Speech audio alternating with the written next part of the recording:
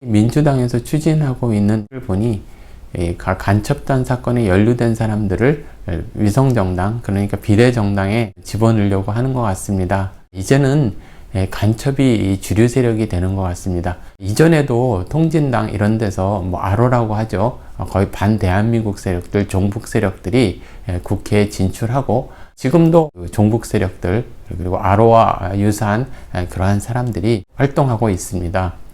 이제는 그 대한민국을 지키려 하는 사람, 자유민주주의 세력들은 극으로 몰리거나 소수자로 되고 이런 지경까지 온 것 같습니다. 국정원도 간첩 수사를 전혀 하지 못하고 있죠. 이렇게 된 데에는 문재인 정권, 그들이 종북 세력과 간첩들이 대한민국을 마음껏 유린할 수 있도록 그렇게 만들어 놓은 그러한 제도적 장치, 그리고 대한민국 전복 음모, 이런 것이 성공을 거두고 있는 것 같습니다. 문재인 정권을 제가 다른 동영상에서 유사 전체주의와 도둑 정치의 그러한 특색을 가지고 있다 했죠. 언론과 그리고 사법기관 그리고 권력기관 모두 좌파가 장악을 해서 노략질로 5년을 보내는, 그러니까 전형적인 클랩토클라시, 그러니까 도둑 정치의 모습을 보여줬습니다.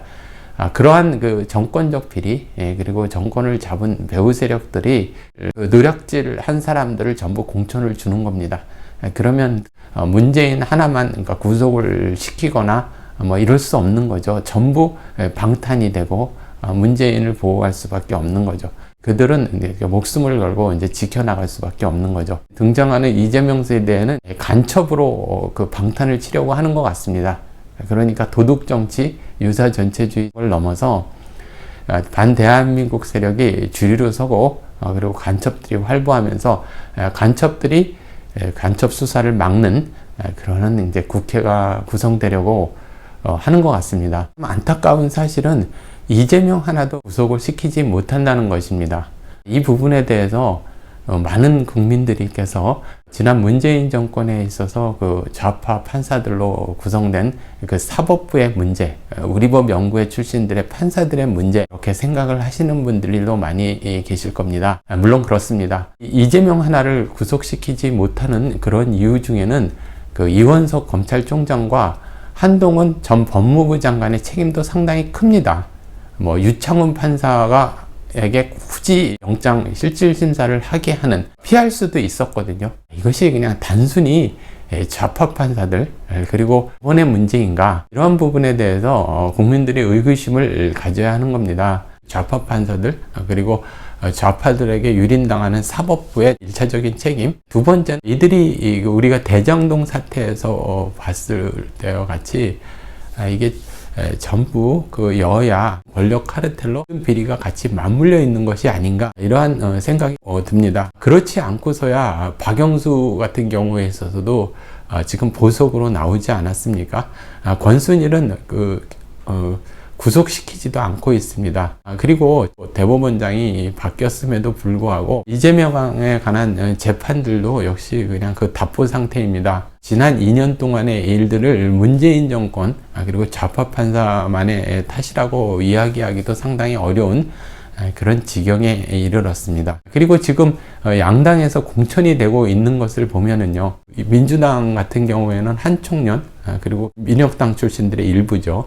이런 사람들의 공천을 주로 하면서 위성정당에는 아까도 말씀을 드렸던 간첩, 종북 세력들, 그리고 아로 수준의 사람들, 그 외에 시민단체의 어떤 그 부패 세력들을 주로 공천을 하고 자리를 내어주려고 하지 않습니까? 그런데 이쪽 그 국힘당에 있는 사람들도 공천하는 형태가 상당히 석연치가 않습니다.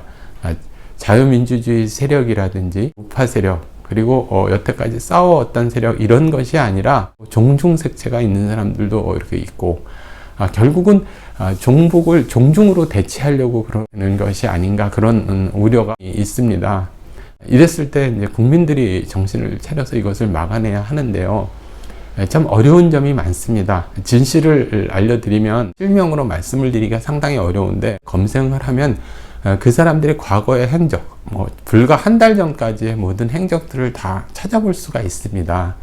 그 어떤 종중 활동을 했는지 또 종북 활동을 했는지 그런 사람들이 누구였는지 여러분들 잘 찾아보시기 바랍니다. 그런 판단하에 각 지역에서 어떤 후보자가 공천을 받고 이 후보자가 돼서 나오는지 잘 보고 선택을 하시기 바랍니다. 두 번째 선택 기준은요, 의원 보좌관들의 그 전과 기록이나 그 사람들의 과거의 행적을 보시면 됩니다.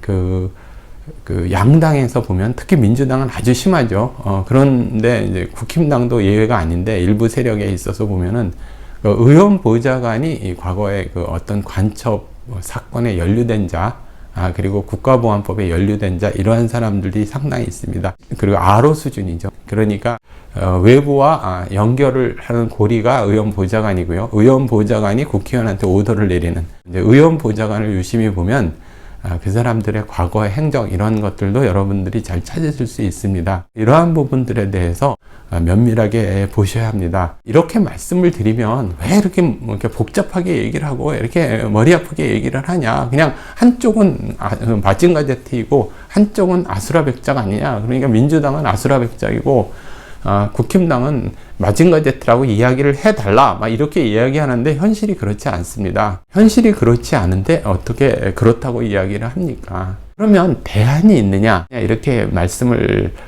하는 사람들이 있습니다.